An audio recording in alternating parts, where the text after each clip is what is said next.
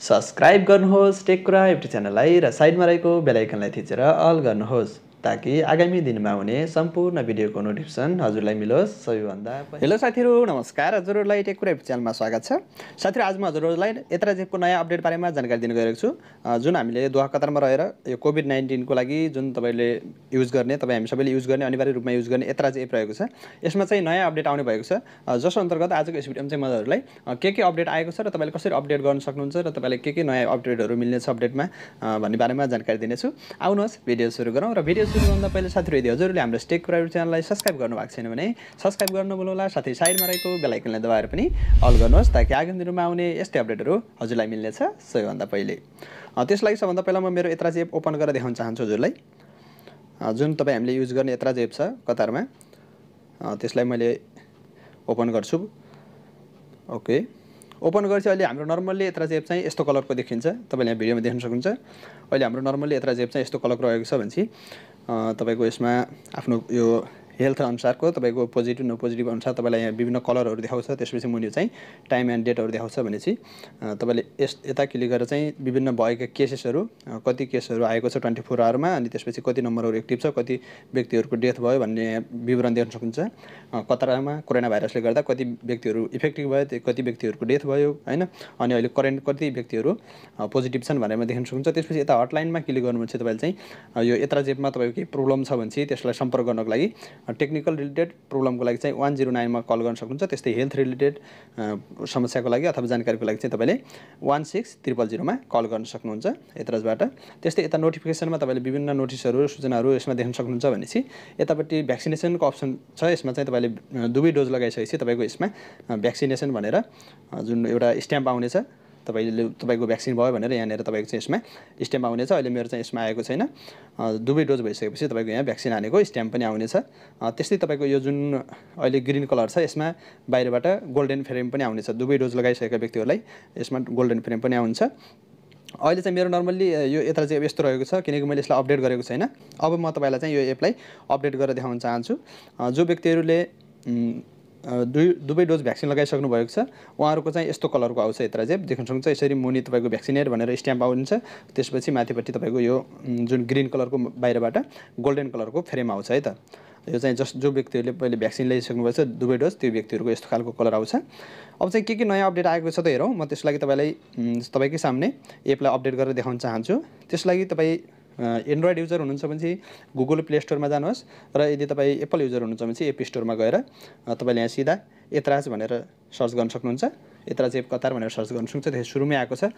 त्यसपछि तपाईको यहाँ देख्न सक्नुहुन्छ यहाँनेर अपडेट भनेर देखाएको छ।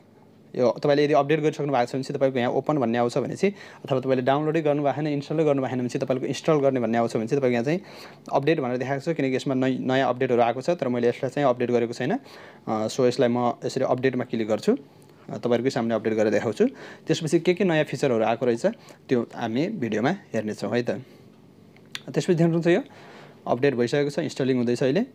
त्यसपछि म सिम्पली यसलाई अब ओपन गर्छु र यसरी ओपन गरिसकेपछि अब के नयाँ अपडेटहरु आएको छ, के फिचरहरु यसमा थपिएको छ भन्ने बारेमा तपाईले सामने देख्न सक्नुहुन्छ। मलाई जानकारी भएसम्म तपाईहरुले चाहिँ यो विभिन्न हेल्थसँग रिलेटेड जो पहिले पोजिटिभ भएको व्यक्तिहरुको विभिन्न विवरणहरु आउँछ भन्ने सुनेको छु। त्यो भन्दा पहिले म तपाईलाई बीचमा के अपडेटहरु आएको छ त भनेर थोरै जानकारी दिन चाहन्छु। अहिलेको यो नयाँ एतराज एपमा चाहिँ के थप सुविधाहरु आएको छ त भन्ने बारेमा म हजुरलाई जानकारी दिन्छु। त्यसपछि यसमा के थप नयाँ अपडेटहरु आएको छ भन्ने बारेमा जानकारी दिन्छु। त्यसपछि तपाईलाई म एप ओपन गरेर देखाउनेछु। एतराज एपमा नयाँ अपडेट भनेको छ एतराज एपले केही नयाँ सुविधाहरुले अपडेट गरेको छ। हेल्थ कार्ड नम्बर, पछिल्लो कोभिड-19 परीक्षण भाइरस पुष्टि भएको मिति र त्यस यताको दिन र निको भएको मिति एपमा थप गरिएको स्वास्थ्य मन्त्रालयले आफ्नो सामाजिक सञ्जाल मार्फत जानकारी दिएको छ भनेको छ। तपाईको जो व्यक्तिहरु चाहिँ भाइरस पुष्टि भएर कोरोना पोजिटिभ हुनु भएको थियो ती व्यक्तिहरु चाहिँ पोजिटिभ भएको मिति र त्यो दिनदेखि यताको दिन र निको भएको मिति एपमा थप गरिएको छ भनेर जानकारी दिएको छ। जस अन्तर्गत तपाईको विभिन्न ठाउँहरुमा पोजिटिभ भएको व्यक्तिहरुले जुन भ्याक्सिन लगाउनलाई कति दिनपछि भ्याक्सिन लगाउने के गर्ने भन्ने बारेमा जो कन्फ्युज थियो अथवा भ्याक्सिन लगाउन जाँदाखेरि पनि चाहिँ एक्ज्याक्ट डेट थाहा हुँदैन थियो। सायद त्यसै कारणले गर्दाखेरि चाहिँ अहिले यो तपाई कोरोना पोजिटिभ भएको दिन कति भयो र त्यसताको दिन कति भयो र त्यस निको भएको मिति कति भयो भनेर सम्पूर्ण चाहिँ अहिले उसमा एतराज एपमा देखाउनेछ भनेर नयाँ अपडेट आएको छ। तर हालसम्म परीक्षण नभएको व्यक्तिको भने हेल्थ कार्ड नम्बर देखिने छैन भन्छ। त्यस्तै हालसम्म जसले कोरोना टेस्ट गर्नुभएको छैन ती व्यक्तिहरूको चाहिँ हेल्थ कार्ड डिटेल देखिने छैन भनेको छ। तर जो व्यक्तिहरू पोजिटिभ हुनुभएको थियो, टेस्ट गर्नुभएको थियो, उहाँ व्यक्तिहरूको चाहिँ हेल्थ कार्ड नम्बर र उहाँलाई पोजिटिभ भएको डेट, त्यसपछि निको भएको डेट हैन, सम्पूर्ण डेटहरू त्यसमा देखिनेछ भनेर जानकारी दिएको छ। त्यस्तै आफ्नो स्वास्थ्य अनुसारको रङको कोड यथावत रहेको छ भने त्यस्तै यो आफ्नो स्वास्थ्य अनुसारको नेगेटिभ भएको ग्रिन, त्यसपछि पोजिटिभ भएको रेड हैन, त्यसपछि क्वारेन्टाइन भएको येलो, ग्रे त्यस्तो खालको कलर चाहिँ यथावत नै रहेको छ। र पुरा खोप लगाएको व्यक्तिको भने गोल्डन फ्रेम आउनेछ भनेको छ। त्यस्तै जसको भ्याक्सिन पुरा भइसकेको छ ती व्यक्तिहरूको चाहिँ जुन तपाईँले भिडियोमा फोटोमा देख्न सक्नुहुन्छ यस्तो खालको तपाईँको बाहिरबाट गोल्डन कलरको फ्रेम आउनेछ।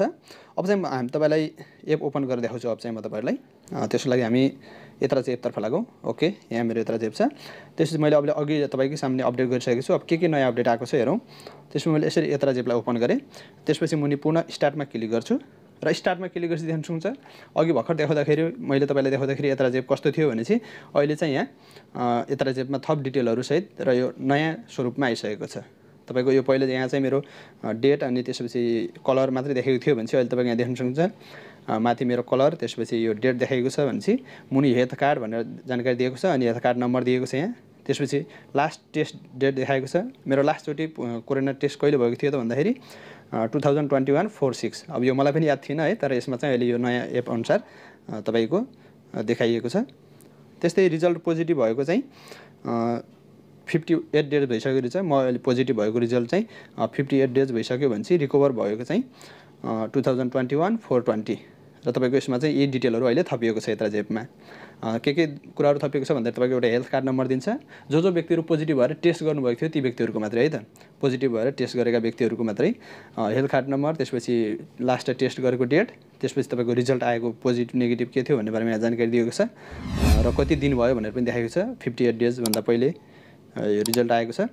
त्यसपछि रिकभर्ड भएको चाहिँ कहिले त भन्दाखेरि 2021-4/20 को म रिकभर्ड भयो भनेर यहाँ जानकारी दिएको छ है त। यसरी तपाईँको अहिले जुन कोरोना टेस्ट गरेकोदेखि लिएर तपाईँको हेल्थ कार्ड नम्बर समेत एतराज एपमा थप गरिएको छ। बाँकी भन्नेको फिचरहरू चाहिँ उही नै छ, तपाईँले देख्न सक्नुहुन्छ यसरी बाँकी चाहिँ सेम फिचरहरू रहेको छ। मात्र अहिले तपाईँको टेस्ट गरेका व्यक्तिहरूको चाहिँ थप डिटेल आएको छ भने चाहिँ अघि भ्याक्सिनेसनमा यहाँ तपाईँको अरू फरक देखाएको थियो भने चाहिँ अहिले चाहिँ vaccination information will be displayed 70 after second dose भनेको छ। यो सेकेन्ड डोज भएको 7 डेज पछाडि चाहिँ यहाँको भ्याक्सिनेसनको स्ट्याम्प पनि आउनेछ यसमा भनेर जानकारी दिएको छ। अहिले चाहिँ मेरो भ्याक्सिनेसन 2 डोज भएको छैन, त्यही भएर स्ट्याम्प आएको छैन। तपाईँले यसरी देख्न सक्नुहुन्छ। र तपाईँको एतराज एप सम्बन्धी कुनै पनि प्रब्लम छ, केही समस्या छ, तपाईँहरूलाई रजिस्टर गर्नलाई केही प्रब्लम आइरहेको छ भने चाहिँ तपाईँले सिम्पली यो 109 मा कल गरेर टेक्निकल सपोर्ट लिन सक्नुहुन्छ तपाईँको एतराज एपमा प्रब्लम आएको खण्डमा। त्यस्तै बाँकी तपाईँको कतारमा कति व्यक्तिहरू कोरोना भाइरसले इफेक्टिभ भयो, कति अहिले करेन्ट केसहरू चाहिँ कति छ, त्यस्तै कति व्यक्तिहरूको डेथ भइसक्यो भन्नलाई चाहिँ तपाईँले यसमा यो डिटेलमा आएर पनि हेर्न सक्नुहुन्छ। जस अन्तर्गत अहिले चाहिँ 194 केस चाहिँ 24 आवरमा चलिरहेको छ भने देखिन्छ, जुन एकदमै कम हो।